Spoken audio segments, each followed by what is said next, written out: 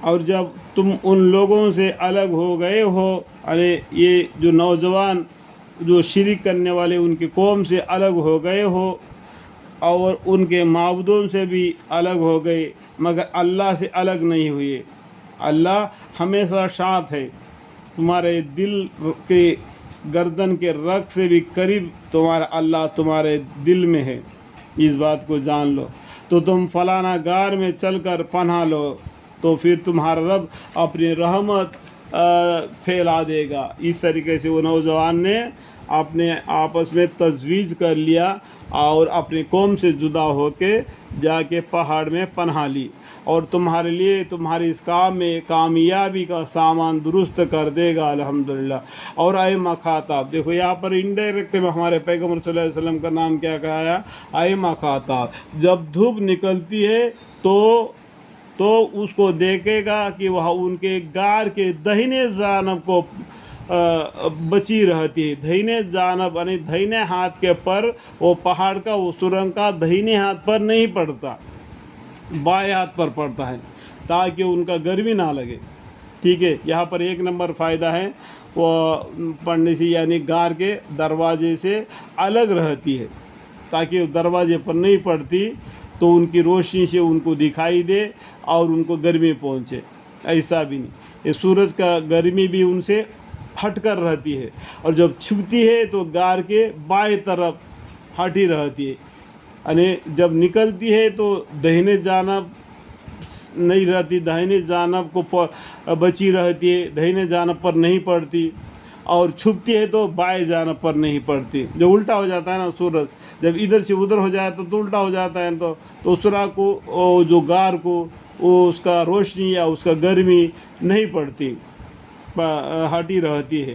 اور لوگ اس غار کے ایک فراغ موقع میں تھے۔ یہ اللہ تعالیٰ کی نشانیوں میں سے ہے الحمدللہ۔ جس کو اللہ ہدایت دے وہی ہدایت پاتا ہے، اور جس کو بے راہ کر دے تو آپ اس کے لیے کوئی مددگار راہ بتانے والا نہ پائیں گے۔ دیکھو یہاں پر مرشدہ لکھا ہوا ہے۔ جو لوگ مرید بنتے ہیں نا تو کسی کو اپنا استاد مان لیتے ہیں۔ اس کا مطلب کیا ہے؟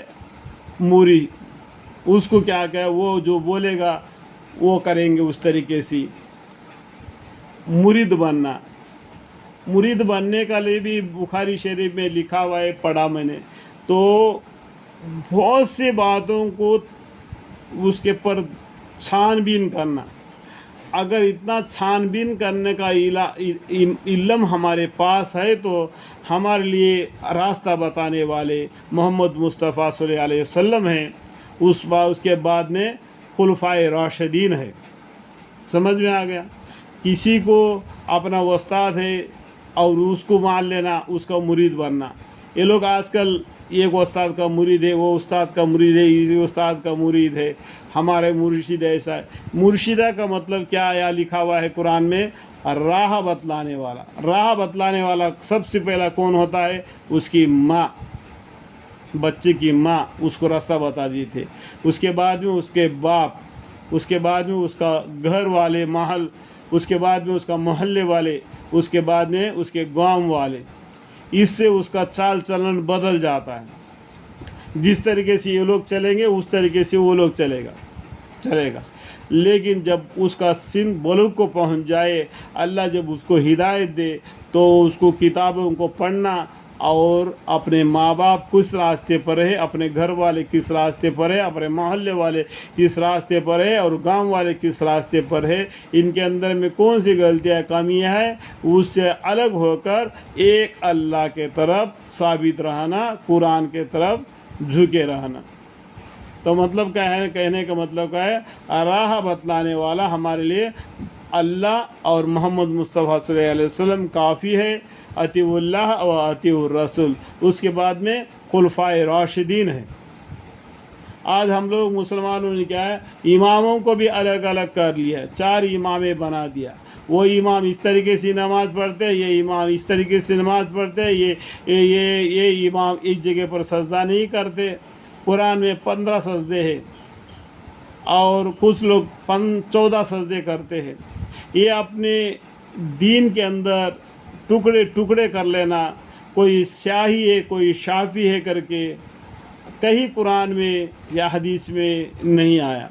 قرآن میں صرف اسلام آیا، اللہ تعالیٰ نے اسلام کو قبول کریا، تمہارا لقب مسلمان رکھ دیا۔ ٹھیک ہے، اللہ تعالیٰ توفیق ہدایت دے۔